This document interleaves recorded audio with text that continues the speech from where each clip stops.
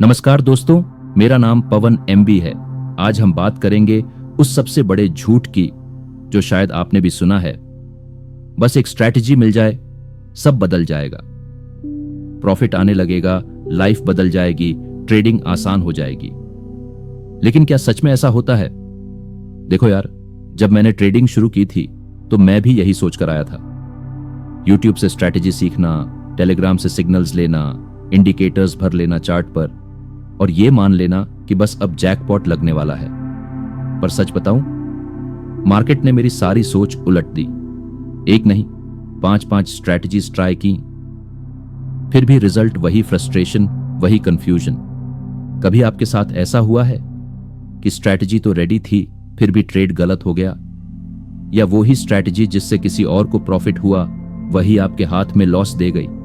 Comment में बताओ, ऐसा आपके साथ कितनी बार हुआ है? अब मैं आपको वो चीज बताता हूं जो मैंने 30 महीने में सीखी, और वो ये कि स्ट्रैटेजी सब कुछ नहीं होती।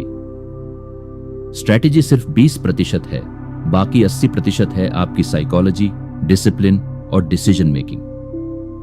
सोचो थोड़ा, अगर सिर्फ स्ट्रैटेजी से सब बदलता तो जितने लोग यूट्यूब से स्ट्रैटेजीज देख रहे हैं, क्या सब प्रॉफिट में होते? कभी गौर किया है क्यों एक ही स्ट्रैटेजी से कोई ट्रेडर लगातार प्रॉफिट करता है और दूसरा वही स्ट्रैटेजी चलाकर बार बार लॉस खाता है? फर्क क्या है? स्ट्रैटेजी तो सेम थी, फर्क है माइंडसेट का, एग्जीक्यूशन का, पेशेंस का। स्ट्रैटेजी आपको रास्ता दिखा सकती है, लेकिन उस रास्ते पर कैसे चलना है वो आपके अंदर की क्लैरिटी और इमोशन कंट्रोल पर डिपेंड करता है। स्ट्रैटेजी नहीं, एग्जीक्यूशन फेल होता है। मार्केट में फेलियर इसलिए नहीं आता कि स्ट्रैटेजी गलत थी, बल्कि इसलिए आता है क्योंकि आपने रूल्स तोड़े, आपने अर्ली एंट्री ली, आपने स्टॉप लॉस हटाया, आपने लॉस एक्सेप्ट नहीं किया, या फिर आपने ओवर कॉन्फिडेंस में ट्रेड मारा और फिर कहते हैं स्ट्रैटेजी काम नहीं कर रही। भाई, स्ट्रैटेजी को दोष देने से पहले खुद से सवाल पूछो, क्या मैंने उसे ऑनेस्टली फॉलो किया? क्या मैं मानसिक रूप से स्थिर था उस वक्त? क्या मैं ओवर ट्रेड तो नहीं कर रहा था? अब आप बताओ, आपने आखिरी बार कौन सी गलती की थी? इमोशन से ट्रेड लिया था या रिवेंज ट्रेड? कमेंट में जरूर बताना। स्ट्रैटेजी का काम क्या है? स्ट्रैटेजी सिर्फ एक फ्रेमवर्क है, एक गाइडलाइन। मान लो आपने एक अच्छा जिम रूटीन बना लिया, लेकिन आप जिम जाओगे ही नहीं या डिसिप्लिन नहीं रखोगे, तो वो रूटीन क्या करेगा? स्ट्रैटेजी भी वैसी ही है।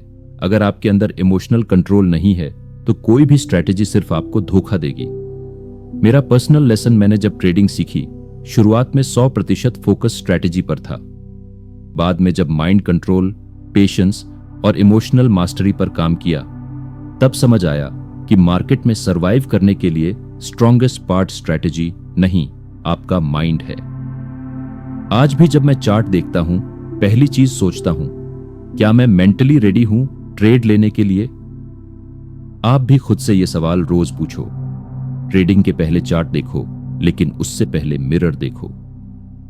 रियल ट्रेडर बनना है तो स्ट्रैटेजी सीखने से ज्यादा जरूरी है लॉस एक्सेप्ट करना, एक क्लियर प्लान बनाना, ट्रेड जर्नल मेंटेन करना, ओवर कॉन्फिडेंस से बचना, और सबसे जरूरी, मार्केट से लड़ना नहीं, उसे समझना। मार्केट में पैसा उसी को मिलता है जो खुद को डेली बेहतर बनाता है।